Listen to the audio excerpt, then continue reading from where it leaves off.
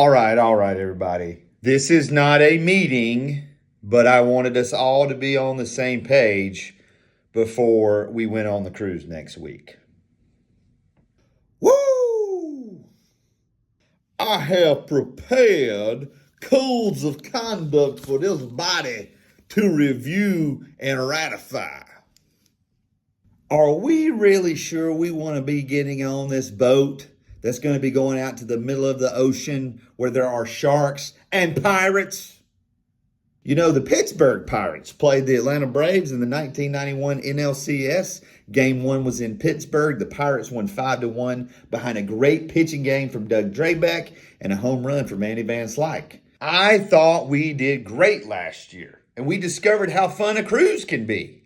We ate pizza every day? Yeah, about that. We dominated the trivia contest.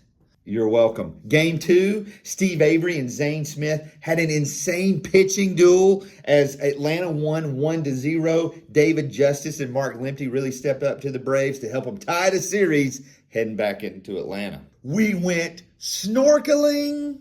All of these escapades are allowable and are not included in the avoidance clause.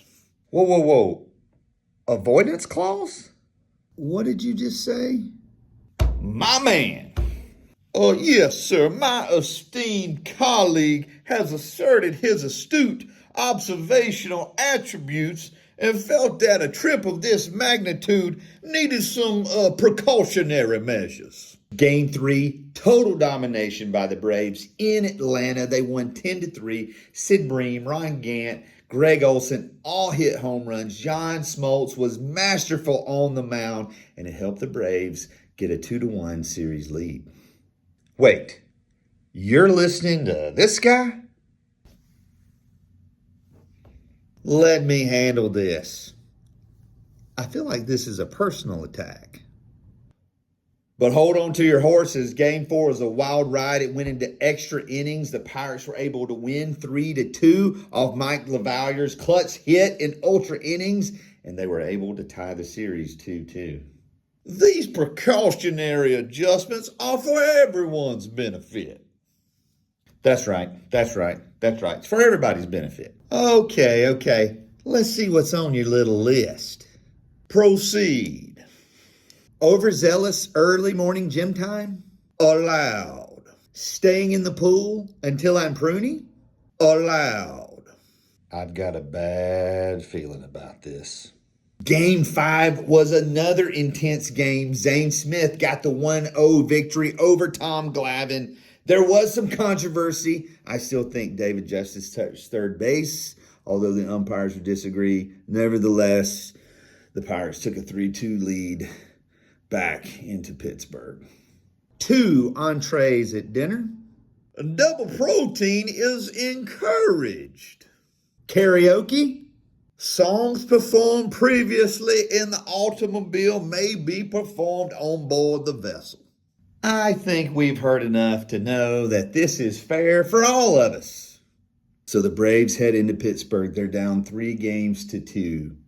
And Steve Avery steps up again. He and Alejandro Pena, the great palm ball from Alejandro Pena, they combined for a shutout. The Braves won 1-0. They tied the series 3-3 and headed into a very tense Game 7. This actually sounds pretty reasonable.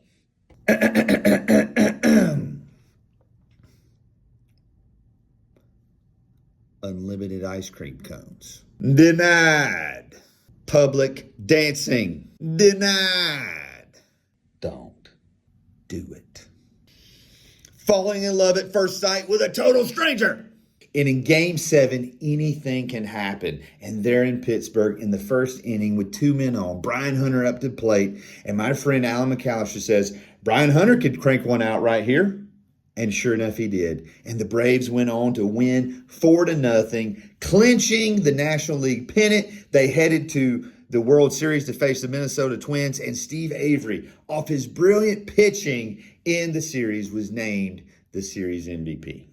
Completely, totally, utterly, entirely, irrevocably, Speaking of pitching, Steve Avery, 2 starts, 2 wins, a 1.03 ERA.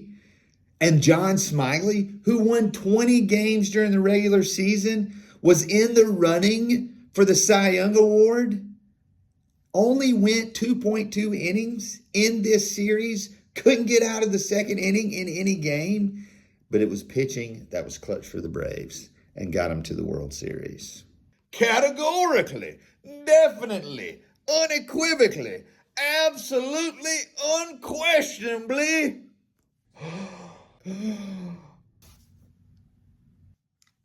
Denied. Mic drop. Boom. Really? Really? You're going to go there? So because of the good pitching, the hitting wasn't that great. Terry Pendleton and Barry Bonds, number 1 and 2 in the MVP voting, both hit under 200 in this series. Jay Bell hit over 400. Ron Gant was his typical self, but the Braves were able to get the win and showed that good pitching can always beat good hitting. All right. I want you to listen, and I want you to listen good. I'm going to need that ice cream. I know. I object. Now, the 1991 World Series, that's a different discussion. We're going to need a bigger boat.